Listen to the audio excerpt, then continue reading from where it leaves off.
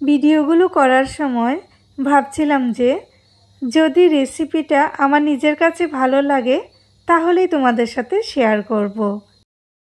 তারপর যখন গরম ভাত দিয়ে খেলাম দারুণ লাগলো খেয়ে, তাই ভাবলাম যে তোমাদের সাথে একটু শেয়ার করে নিই।